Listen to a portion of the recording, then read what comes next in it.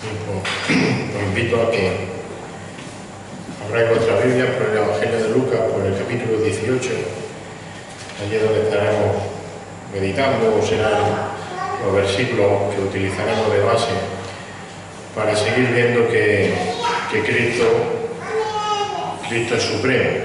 Como sabéis, os recordaréis, llevamos mucho tiempo, creo que ya iba a decir meses, puede que años, viendo los jueves que Cristo es supremo en todas las cosas, y lo hemos estado haciendo, como digo, durante mucho tiempo, comparándolo, utilizando su relación con distintos personajes de la Biblia, en concreto del Antiguo Testamento. Empezamos en su día por Adán, seguimos por Abel, Noé, Abraham, Jacob, José, Moisés, David. Luego hemos visto también que, al contrario que los sacrificios de la ley de Dios, Cristo es el sacrificio supremo y perfecto. Ahí dejamos de utilizar personajes en concreto, y en la última serie en la que hemos estado viendo que Cristo es supremo, tampoco hemos utilizado un personaje del Antiguo Testamento en concreto, sino que lo hemos estado haciendo quizá de una forma más general a través, decíamos, de los profetas. Cristo y los profetas, era como yo lo tenía titulado. Y veíamos que Cristo es supremo, porque Cristo es el cumplimiento de las profecías que Dios ha dado a través de los profetas o por medio de sus profetas. Y de las muchas profecías que hay en la palabra de Dios sobre el Señor Jesucristo, hay dos profecías o dos promesas cumplidas sobre el Señor Jesucristo, sobre Cristo, que nuestra sociedad sigue celebrando, decíamos, después de 2000 años. Si os acordáis, esas profecías son el nacimiento y la pasión, aunque es cierto también que el mundo y que la sociedad pues celebra estas promesas cumplidas de forma, digamos, equivocada y tergiversando su verdadero significado, el nacimiento y la pasión de Cristo. Si os acordáis también, ya hemos visto que Cristo es supremo porque Él es el cumplimiento de las promesas de Dios en todo lo que concierne a su nacimiento, lo que hemos estado viendo en los últimos jueves. Y ahora vamos a seguir viendo que Cristo es supremo también a través del cumplimiento de la promesa de su pasión, todo lo que tiene que ver con su pasión, es decir, con su muerte y con su resurrección. Una promesa que estaba hecha para que se cumpliese, como dice la palabra de Dios. Tenían que cumplirse esas promesas. Así que vamos al Evangelio de Lucas, como digo, al capítulo 18. Vamos a leer los versículos del 31 al 34.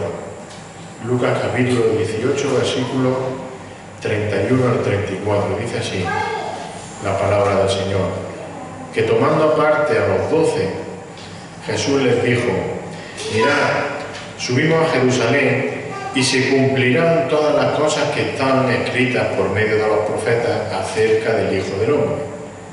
¿Cuáles eran esas cosas que estaban escritas? Versículo 32. Pues será entregado a los gentiles y será objeto de burla, afrentado y escupido, y después de azotarle le matarán, y al tercer día resucitará. Versículo 34. Pero ellos, los apóstoles, los discípulos, no comprendieron nada de esto. Este dicho les estaba encubierto, esto que el Señor les estaba diciendo les estaba encubierto, y no entendían lo que se les decía. Como decíamos, tanto el nacimiento como la vida y la pasión de Jesucristo fueron acontecimientos que estaban anunciados por los profetas del Antiguo Testamento, profetas que, como sabemos, hablaban de parte de Dios, traían el mensaje de Dios.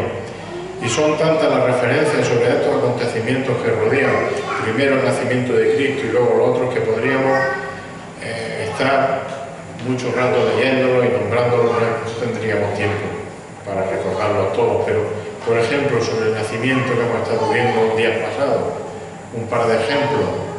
Cuando el ángel anuncia mediante un sueño a José el nacimiento de Jesús, leemos en Mateo capítulo 1, versículo 22, que todo esto sucedió, dice allí Mateo, para que se cumpliera lo que el Señor había hablado por medio del profeta, para que se cumpliera lo que había hablado por medio del profeta. Y unos versículos más adelante, en el capítulo 2, versículos 15 al 17, allí también podemos leer de Mateo, que estuvo allá hasta la muerte de Herodes, para que se cumpliera, ya era en Egipto, para que se cumpliera lo que el Señor habló por medio del profeta, diciendo, que había dicho el profeta, de Egipto llamé a mi hijo. Entonces Herodes, al verse burlado por los magos, se enfureció en gran manera y mandó matar a todos los niños que había en Belén y en todos sus alrededores, de 2 años para abajo, según el tiempo que había averiguado de los magos. Versículo 17, entonces se cumplió lo que fue dicho por medio del profeta, en este caso Jeremías.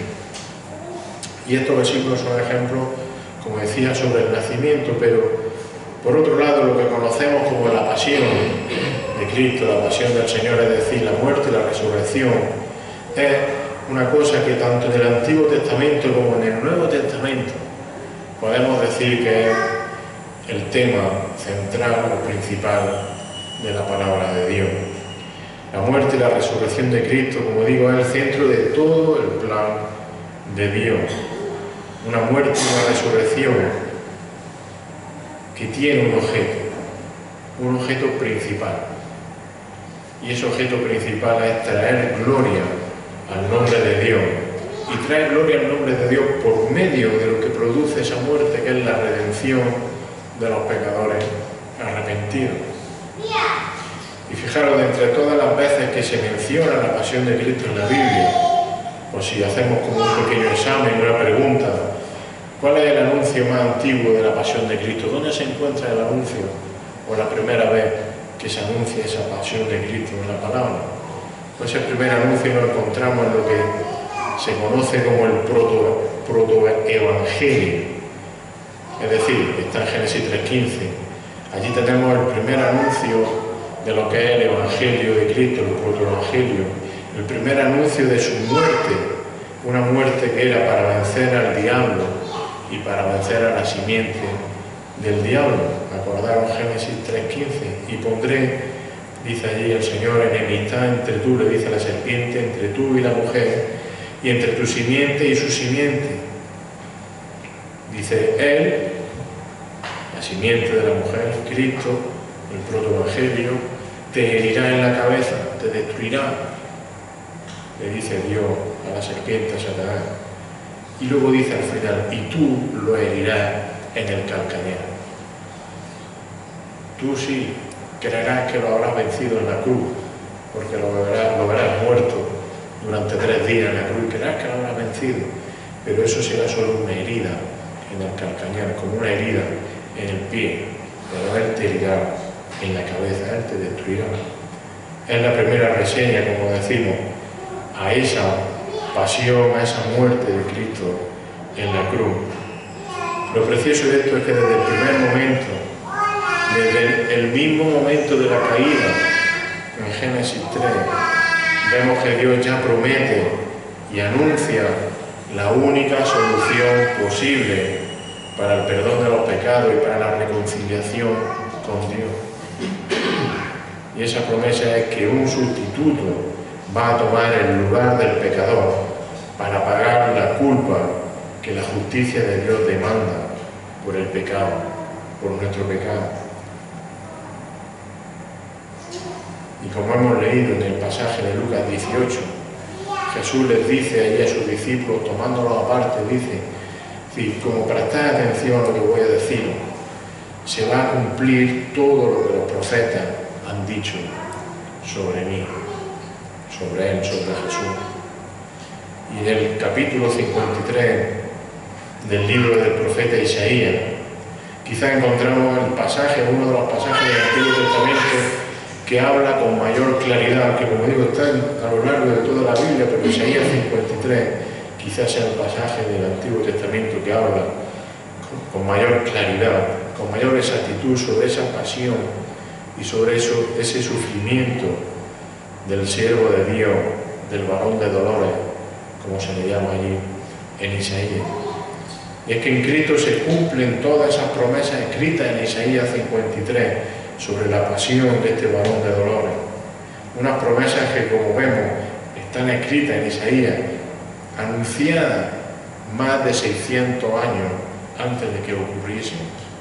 Según los eruditos, 680 años aproximadamente, ya estaban escritas, ya estaban anunciadas esa promesa de esa pasión de Cristo, de esa muerte y resurrección. Podemos decir que el resumen de Isaías, el resumen del cumplimiento de todas las profecías que anuncian esa pasión de Cristo a lo largo de la Biblia, puede ser que Jesucristo es el Señor soberano, ese Redentor supremo en el cual se centra y se cumple toda la revelación de Dios, todo el plan de redención de Dios. Así que podemos afirmar que Cristo es supremo en su muerte y en su resurrección. ¿Por qué? Porque cumplió con exactitud lo que se profetizó de Él, precisamente en su muerte y en su resurrección, en su pasión. Una muerte y una resurrección que implicaban también la participación de sus enemigos, del Imperio Romano, del pueblo judío, incluso también, por supuesto, de la intervención de Dios Padre. Así que la muerte de Cristo y su resurrección, que encontramos, como digo, desde Génesis 3 ya anunciada, es fundamental. Sin ella, sin esa pasión de Cristo, sin esa muerte y posterior resurrección, es fundamental porque sin ella los pecadores no podríamos acercarnos al único Dios verdadero, que es 3 veces santo. Sin la pasión de Cristo, aún estaríamos con los sacrificios que no pueden quitar los pecados. Pero gracias a esa pasión de Cristo, a ese único sacrificio de Cristo, los pecados son perdonados de una vez y para siempre. Así que Cristo es supremo sobre todo por medio de su sufrimiento, por medio de su muerte y por medio de su resurrección. Él es el único camino. Él es el que estableció Dios en Génesis 3:15. Y fijaros una cosa preciosa, aunque pueda parecerlo, y aunque lo es, que su muerte es un beneficio para nosotros, claro que lo es, no voy a decir que no lo sea, pero como hemos cantado, su muerte sobre todo es un intercambio.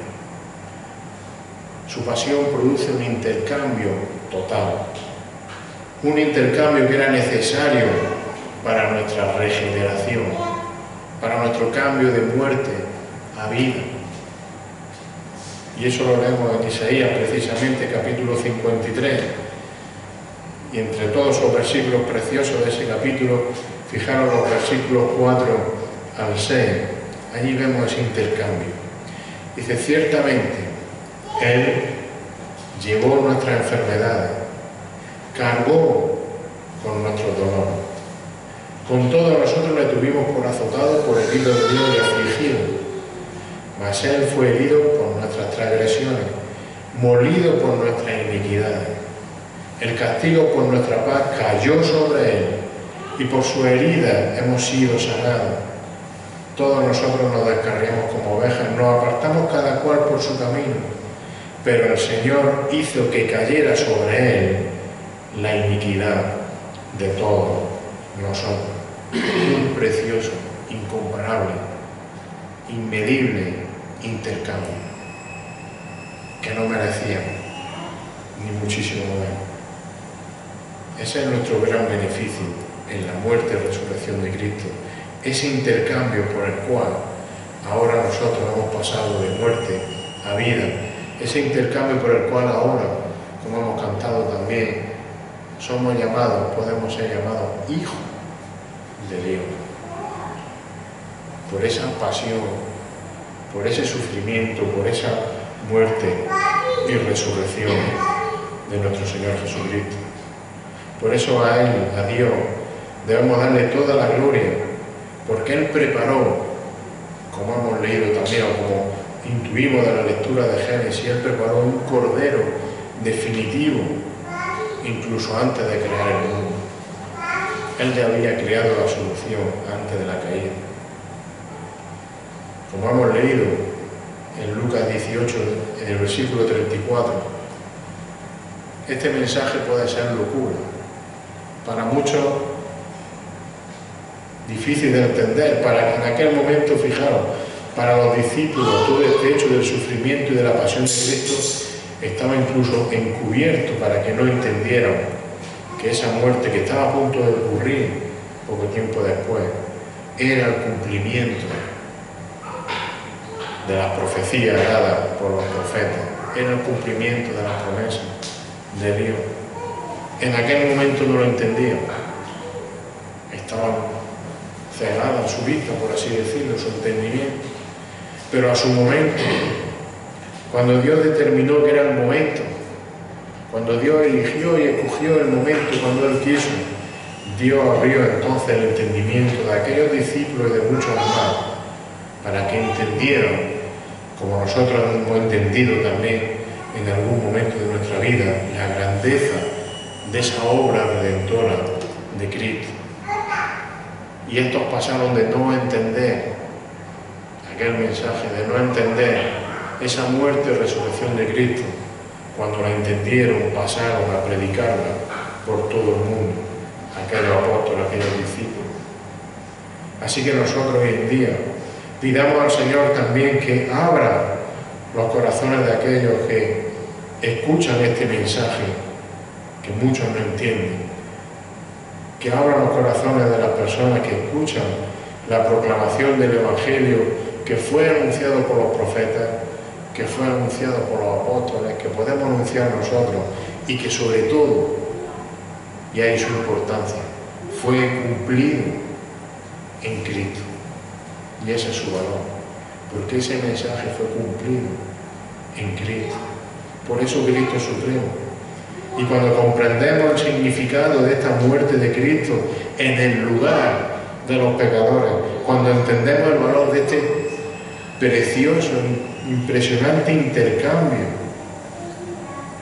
nosotros solo podemos caer, entiendo que solo podemos caer humillados ante el reconocimiento de nuestra necesidad de un Salvador personal, ante el reconocimiento de que Cristo es nuestro Señor y debe ser el Señor de nuestras vidas, porque Cristo es supremo.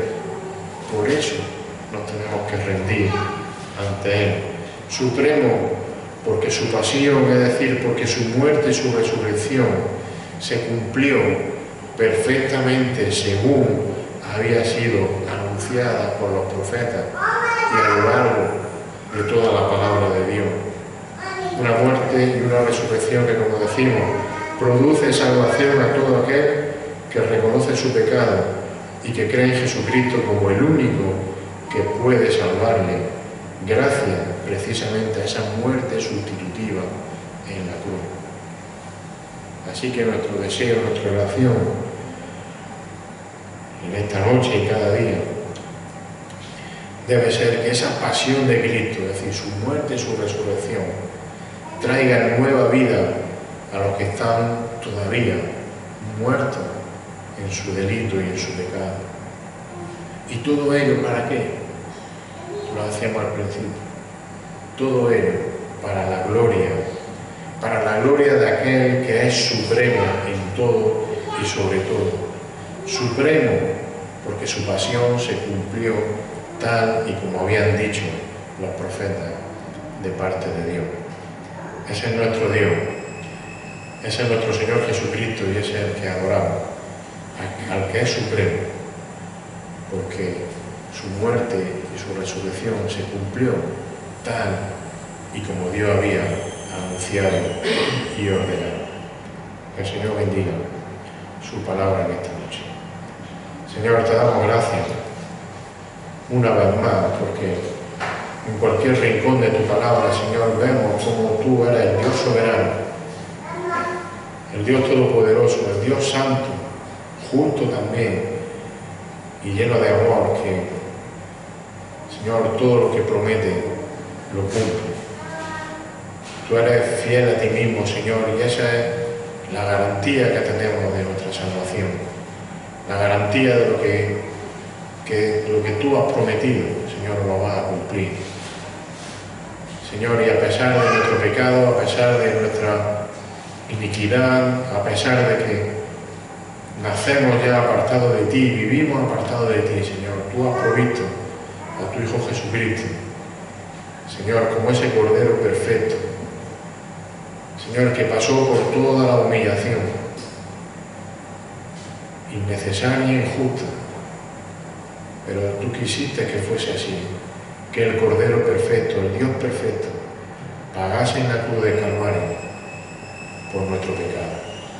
Gracias por ese intercambio. Señor, gracias porque nos has dado una vida eterna a través de ese sacrificio, de esa muerte en la cruz. Señor, y solo podamos darte a ti toda la gloria, toda la honra. Señor, por ese plan perfecto que tú ideaste y has cumplido y que sabemos que van a seguir cumpliendo por toda la eternidad. Te alabamos y te adoramos por ello. Y te pedimos, Señor, que tú sigas por tu amor, tu misericordia y por tu gracia. Señor, siga abriendo ojos, siga quitando velos de la vista de las personas, para que entiendan, Señor, que solo a través de la muerte del Señor Jesucristo hay vida eterna, Señor. Solo a través de la muerte, del sacrificio perfecto de Cristo en la cruz, hay perdón de pecado y hay vida eterna, Señor.